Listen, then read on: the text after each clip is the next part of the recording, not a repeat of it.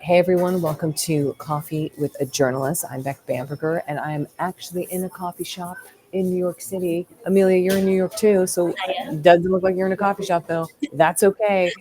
Good to see you again. Great to With us, see you. yes, with us today, everybody, is Amelia. As I mentioned, Amelia David. She is the senior AI reporter. Not having a fun time as we just talked about, but maybe we'll discuss. We'll discuss at VentureBeat. She is busy, so it is an honor to have you here, Amelia, I, because I can only imagine. I can only imagine. Amelia, you had mentioned that I said, "Oh, it must be so fun to be in AI space," even though I'm saying that a bit facetiously. How are you doing? How are you doing? let's just say the past week or the past 2 weeks has been very, very busy Yeah, because apparently AI was a big topic during the UNGA. And because I live in New York, the UNGA which was was here. here. Yeah. Yep, yep. So Just to be clear. Yep. there was a lot of CEOs, a lot of events around AI that it was a little overwhelming last week. Things are kind of the normal level now. Yeah. Um, so yeah, I'm very busy. And when I say I'm not having fun, it's just I'm I'm enjoying what I'm doing. Yeah. It's not fun for most people, um, Oh, but I cannot. Yeah, I cannot. I yeah, cannot. it's very interesting. It's very busy, and we are of course ramping up towards the end of the year. So there's also a lot of that rush to get some news out before the year Mm-hmm, ends. mm-hmm, mm-hmm. How? Okay. Before we get into the inbox and all the things, how do you stay up to date with Mhm. everything happening in AI? In other words, yes, you could do it by your own reporting, but do you have some secret sauce of any sort that you look towards in order to stay abreast of everything? Because it's the most evolving industry, we could argue, Um, currently. does our internal Slack messages count? A lot of what's happening that's outside of my beat is orchestration.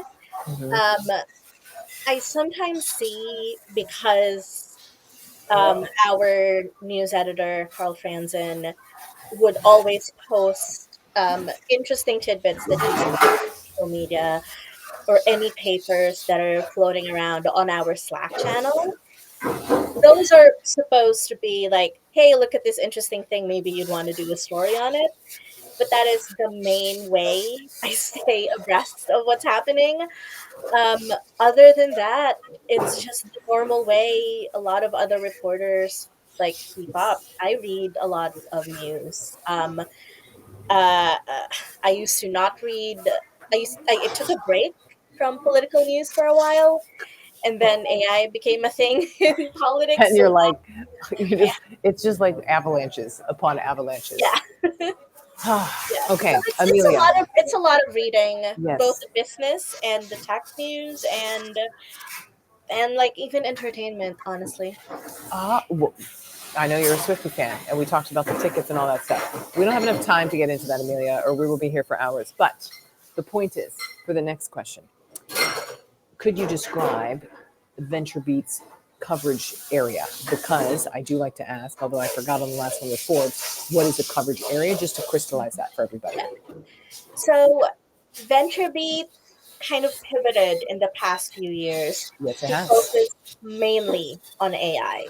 So a lot of us reporters are AI reporters. The difference is that we've solidified our beats basically. So we're focusing on specific things around AI. But VentureBeat's main focus within AI is enterprise AI. And when I Mhm. say enterprise AI, it's how are large enterprises using generative AI or anything else that is tangential to AI, and how are they also bringing it to their own employees. We're not writing about the consumer facing products. If we are writing about the more consumer facing products, is those coming from the enterprises instead of the tech companies. Mhm. The way I kind of figure it is You're writing about Chat GPT, but only the paid version of Chat GPT. Because those are usually the ones that Yeah. enterprises are using. Mhm. Writing about the free Chat GPT, that's the one the majority of consumers have access to. Mhm. So, in other words, we only really write about things that other companies are using, things that other companies are doing, but not how it impacts customers from the outside, like you and me. Yeah, the Yeah, public, let's say, the consumer. Yes. Good distinction because I think so many people are like, oh my gosh, Amelia, I have a gazillion things with AI to pitch you, but no. Good yeah, clarification. yeah. Okay, let's go to your inbox. How is it? It must be ballistic. It Um, must be ballistic, but you tell us. so like I can say this like with confidence. I woke up this morning with my phone inbox. So that's my personal Gmail, my VentureBeat email, and weirdly my grad school email, which is still Okay, on my phone. I had 78 messages already on East Coast already. time. Yeah. Yeah. One was for my well, actually, three were for my grad school email, and that was just New York Times newsletters. And my personal email probably had like 40 ish. Oh, wow, damn. Okay. But newsletters, maybe. Newsletters also, if you've ever signed up for Etsy, they tend to, Oh my God, they yeah, um, everything. They're like, oh, they licked the stamp. They're sending yeah, it right now. And you're like, I don't need to know. yeah. I don't need to know. I, thank you. Yeah, and then the rest of that were from my VentureBeat email.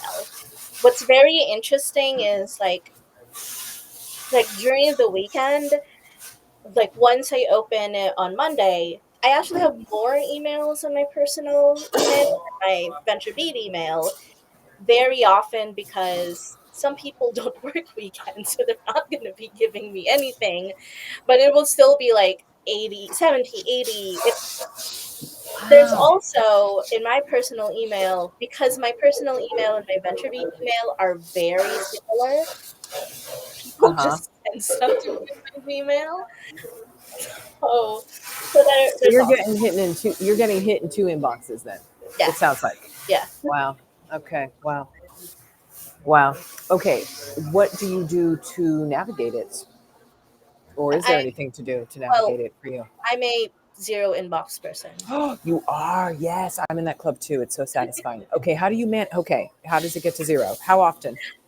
Um, I I check maybe every 30 minutes, every time I Okay. end a call. Yep. Every time I end a call. So wait, let's reword this. The Yes. main tab on my browser is always my Gmail or my work email. Same. Same for me too. So anytime I close a Zoom window or anything, it goes back to my email and I will check it. Um, it that's how I keep that's how I keep my inbox clean. I I will sometimes be in a rush to read it, like on my phone if I'm on the train, which I apologize to a lot of PR people. That's usually what happens when I'm like, I'm so sorry, I thought I replied to this. It's because I looked at it on the train. But then you didn't reply to it, Yeah, right? because I couldn't send it. So Yeah. it's like Yeah. I flagged it so I can read it, and then I forgot that it was there. That But happens. yeah, But the inbox yeah, is zero in the meantime. yeah. But I do sometimes I don't read a lot of the emails because I'm just rushing to get to the end of it. Yeah. But Yeah. I I figured out ways to try and God. remind me. Now, so you get to inbox zero, but do you open every email or what do you do? How I do do you? open every email. Oh Well, my, okay. If Amelia, you were if getting the award. Oh my God. if Because, if wow, keep going, keep going. if it's a newsletter, like I get the Justice Department email Of alerts course, of because course. Yes, antitrust. yes, I absolutely. I made a mistake somehow and I get every criminal investigation they're doing and I can't change it. So when I know that it isn't relevant to me, I just not read it. Mm-hmm. If I see the words top 10 states, that's that for some reason didn't go through the filter, and I would Hmm. that and not read it. Hmm. Who, Because that's coming from a publicist, or that's just some news wire thing? oh no, that's coming from some PR. Oh, Top interesting. 10 states that are interested in AI. Oh, I don't care. okay. Yeah. Mhm. Okay. Yeah. Noted. Noted. So I do know specifically which ones that I'm not going to be reading. Oftentimes I, I I end up clicking on something because I thought the subject line was something relevant, and then Mm, it turns out that it's not. But yeah. damn. Damn. Okay. What about relationships? You are here in New York City. Hmm. Do you want to meet? I mean, we've seen you, Amelia, so we know. But do you want to meet publicists? Do you want to have any relationships with them Yeah. whatsoever? And tell us, how do we do that? So I'm in a WeWork phone booth right now, and the reason I'm in a WeWork phone booth is VentureBeat is fully remote, but I go outside to the outside world because I'm often meeting people. And I met with the CEO today. Last night, I had dinner with a publicist. So I do go out and meet people. I and then I end up, because I have other calls, I end up having to go to a WeWork because I have trouble working from a coffee shop when I have to talk to someone Mhm. because I have to record. Yeah. Yeah. um yeah, so just if it's I like having coffee with publicists. I like just chatting about which clients they have, and of course to also clarify what my beat is, what our coverage area is, because I feel terrible that I sometimes can't write some stories, but it's how it is. So I like clarifying that, so it also keeps my inbox nice and streamlined. And I tend to meet with a lot of CEOs who might be rolling into town. If they have something interesting to say, I may be willing to go and meet with them in person. Okay. Maybe willing. Maybe willing is the key thing. Okay. We talked about relationship building. Sounds like you meet people in person if it makes sense. What about sources for you? What type of sources are you, if any, are you looking for? Like, oh, I'm the AI expert from, NYU, or whatever. I'm an Yeah. author of this book and so forth. So what are those sources looking like?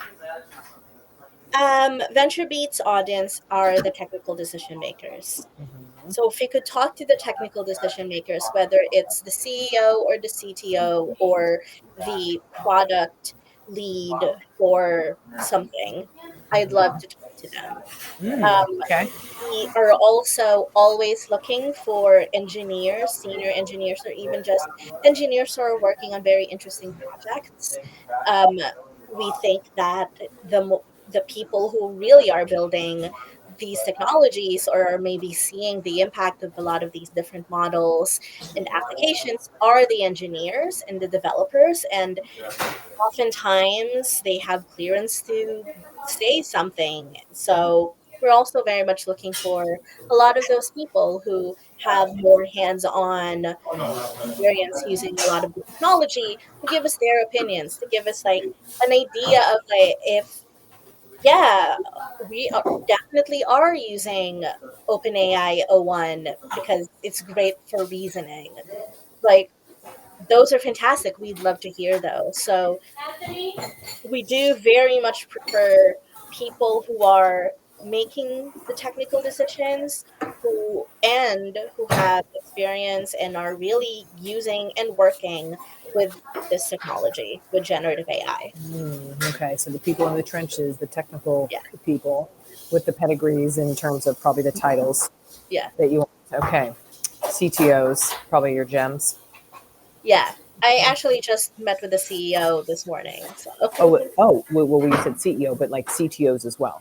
yes, CEO, CTO, product Yep. man, product lead. Yeah. Okay. Okay. Noticed. Uh, Question we have an audience ask. I don't know who asked it in our community called our pitch posse, but the audience ask is, Well, I don't know if I want to. Well, let's see what the answer is going to be, Amelia. The question is, what recommendations do you have for reporters and PR professionals to effectively integrate AI techniques into their work? Do you have any flexes that you like being the report? This is interesting because Okay, I haven't I asked the reporter who covers yeah AI what you use for AI. yeah I can talk about like Oh, how ooh, and why I use it. So okay, like okay, all reporters, I use yeah, Otter AI. okay, All great. reporters. Yes. I said earlier I record my conversations. I do. I record my interviews. Part of it is the training I've had in previous jobs. Part of it is I don't understand my notes very often. Yeah, yeah. um, I'm also the type of person that sometimes my brain floats away and like comes back and it's like, oh no, I missed that, Yeah. which is why I record my conversations. So I use Otter AI. I've also been using I've been a beta tester for another transcription product. I don't know if I can say the product, Okay. We don't need to say it, but a transcription product. Okay.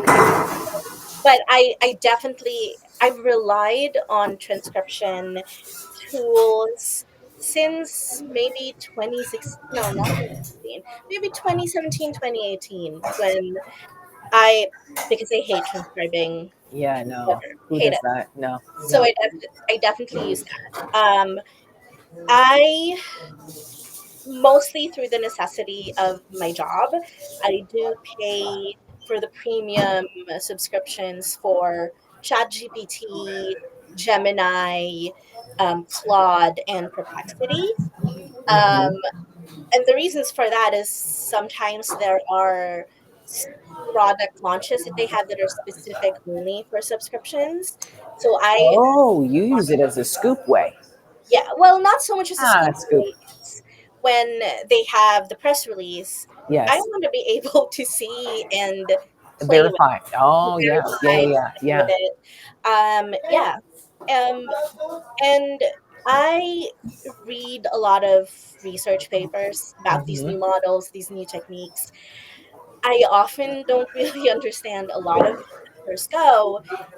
So I honestly feed a lot of these papers into ChatGPT or Notebook LM, Oh my God, this is so meta. You and take the AI report yeah, and you put it through AI to tell you what it's. Oh God, wow. and then I ask it like, "What's the sum?" I ask it to summarize things, and if there's a specific thing I want to do, I ask it like, what does this paper say about entropy, for example? How does it use entropy with large language models?"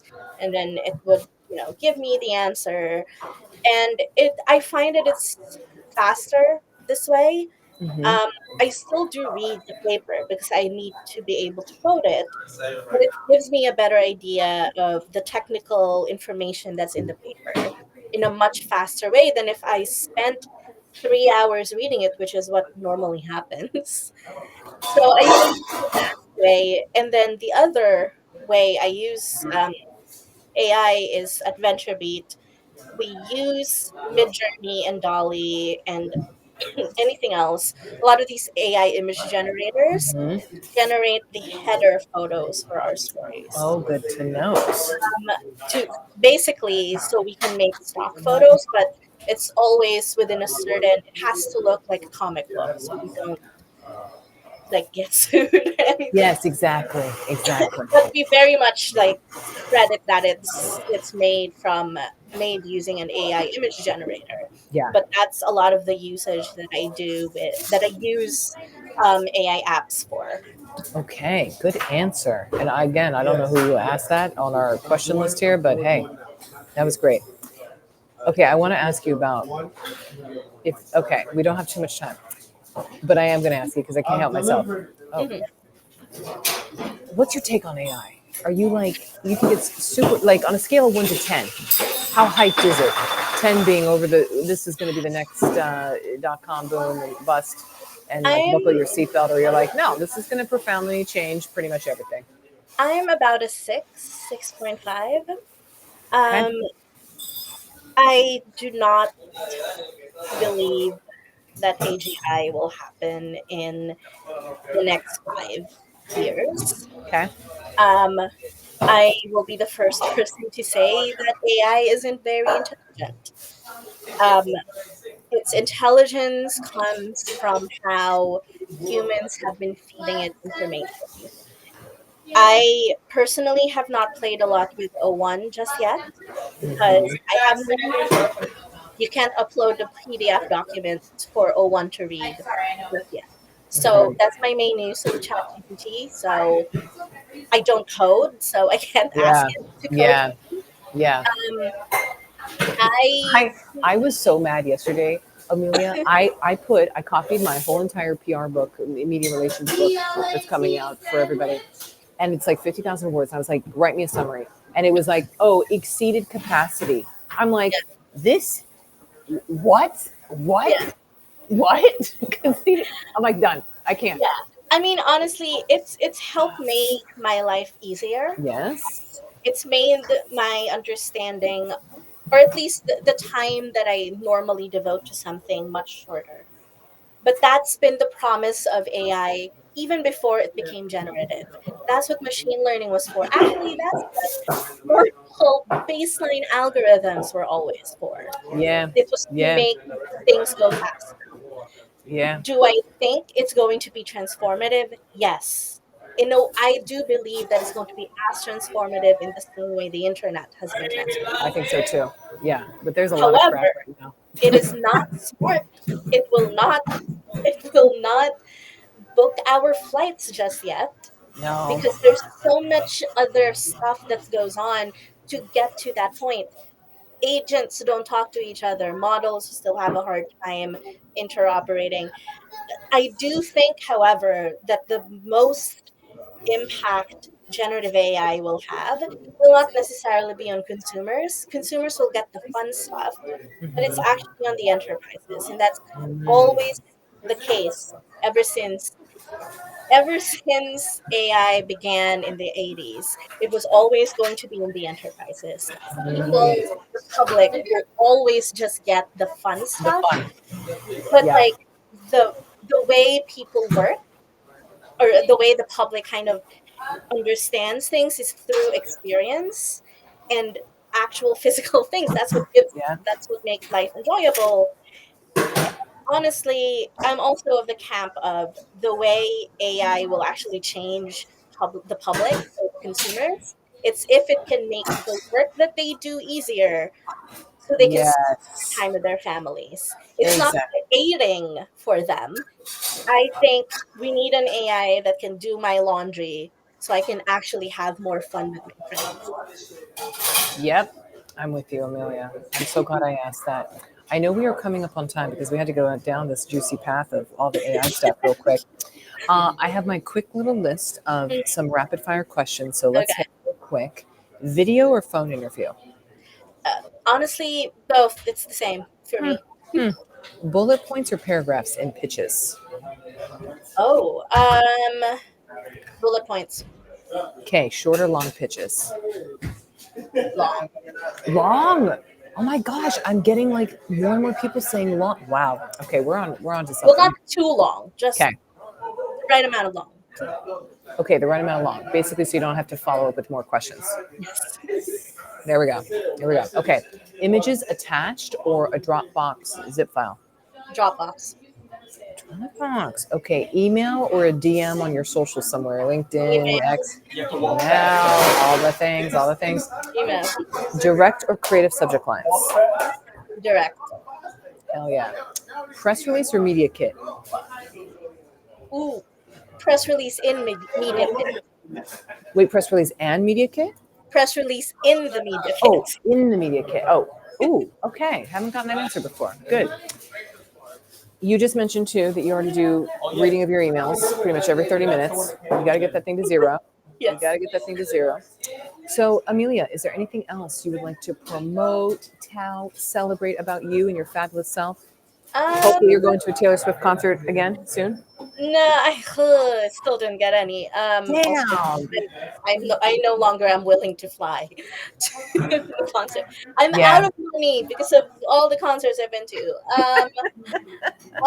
Honestly, I'm open to pitches, but I would really love it if you researched what my beat was. Yes, please. Um, Everybody, please. Please. and yeah, I think honestly that's it. Please read VentureBeat. Please read VentureBeat, everybody. And please send Emilia good direct subject lines so you don't get zeroed out on her inbox zero initiative. Very bravo to you, Amelia. Bravo to you. That it's a small club in the journalist world that has the zero. Yay! So looking at you, looking at All right, you. it's called anxiety, but sure. Sure, sure. We'll take whatever. Amelia David, thank you so much for being on today. Everybody. Enterprise AI. She's a senior AI reporter at VentureBeat. Thank you, Amelia. And hopefully I'll see you soon again. That'd be so Yes, bye. fun. Actually, eating at Dirty French again next week. Oh, great. Oh, so good. Okay, everybody, that's a place in the East Village that's super delicious. And we had a dinner there. It was fabulous. Thanks, Amelia. See ya. Bye.